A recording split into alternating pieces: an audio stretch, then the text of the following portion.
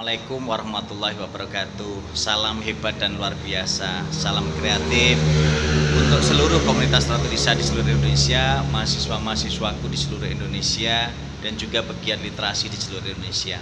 Yang pertama, masih di era pandemi, mari kita senantiasa menjaga imunitas kita agar tetap sehat, kuat, dan senantiasa bisa memiliki semangat untuk senantiasa berkarya dan berinovasi dalam proses pembelajaran untuk multi generasi Indonesia.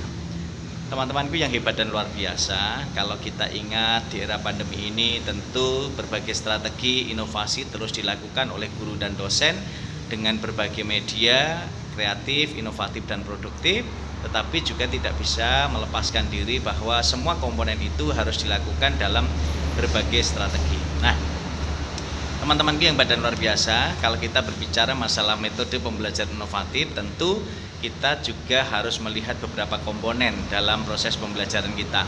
Sebagai seorang guru, tentu harus memahami berbagai komponen kondisi peserta didiknya, baik itu di jenjang sekolah dasar maupun sekolah menengah. Kemudian sebagai dosen, tentu juga harus melihat komponen kemahasiswaannya, kondisi mahasiswanya, media pembelajarannya, dan juga sarana atau moda pembelajarannya. Nah, tentu seorang guru, seorang dosen harus mampu memperhatikan berbagai hal, bagaimana kita bisa merealisasikan ide dan gagasan bersama mahasiswa dan peserta didik kita. Yang pertama begini, kalau kita sebagai seorang guru melakukan inovasi pembelajaran, tentu diperlukan pemahaman bagaimana kondisi murid kita, kondisi peserta didik kita untuk senantiasa bisa kita realisasikan dalam proses pembelajaran. Nah, kemudian tentu kita juga melihat berbagai komponen yang lain ketika metode pembelajaran itu kita terapkan, kira-kira cocok apa tidak. Dan itu tentu akan selalu bersinggungan dengan berbagai hal yang tentu saja tidak bisa dilepaskan dari komponen-komponen yang harus dimiliki dan disiapkan oleh guru atau dosen dalam proses pembelajaran inovatif. Yang pertama, tentu kita perlu melakukan proses pemahaman, penyamaan persepsi antara guru, dosen, dan mahasiswa. Kalau guru dengan mahasiswanya tentu menyamakan persepsi bagaimana kondisi di lapangan, dan tentu di kelas ataupun di luar kelas akan berbeda proses pembelajaran, metode pembelajaran yang kita terapkan. Kemudian yang kedua, ketika kita sudah melihat komponen-komponen proses pembelajaran daring maupun luring itu berbeda, tentu kita harus memilih strategi yang tepat untuk bisa menerapkan konsep itu seperti apa. Nah, oleh karena itu teman-temanku yang hebat dan luar biasa, kalau Anda sebagai guru tentu juga harus bisa melihat komponen-komponen yang diperlukan untuk melakukan proses pembelajaran kreatif, inovatif, dan produktif. Karena itu akan berbasis pengetahuan, berbasis keilmuan, dan juga berbasis literasi data yang kita miliki. Oleh karena itu kita perlu memahamkan bagaimana peserta didik kita untuk menguasai 6 literasi dasar. Salah satunya bagaimana literasi menulis membaca yang sering saya katakan dengan Ratu Risa, rajin menulis dan baca, itu akan menjadi bekal dasar untuk para peserta didik kita memiliki wawasan dan pengetahuan luas dalam proses pembelajaran.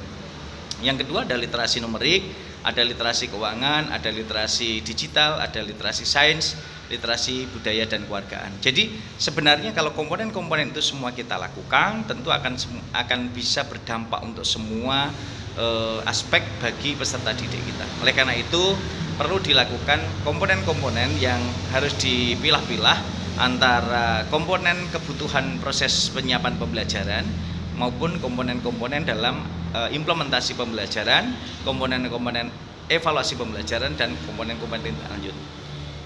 Yang pertama, coba kita diskusikan bagaimana penyiapan proses pembelajaran yang kita lakukan. Dalam proses pembelajaran, tentu tadi saya katakan di awal, seorang guru bersama peserta didiknya, seorang dosen bersama mahasiswanya harus memiliki kesepakatan moda apa yang akan kita gunakan. Di era pandemi seperti ini tentu modanya moda daring, tentu daring pun akan bisa kita pilah-pilah apakah menggunakan varian aplikasi Zoom, Google Meet, atau mungkin WA Group, atau mungkin YouTube, atau yang mana saja bisa kita manfaatkan dan bisa kita gunakan. Jadi kesepakatan itu harus kita ambil agar kita betul-betul mampu menerapkan konsep metode pembelajaran inovatif sesuai dengan apa yang diharapkan dan apa yang diinginkan oleh peserta didik kita. Yang kedua, kalau kita sudah sepakati itu, tentu akan kita siapkan perlengkapan komponen-komponen rencana pembelajaran yang bisa digunakan dalam proses pembelajaran itu.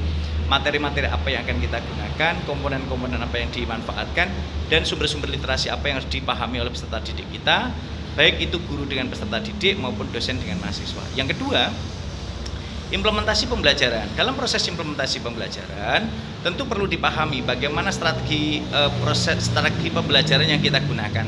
Apakah kita menggunakan pembelajaran dengan diskusi, dengan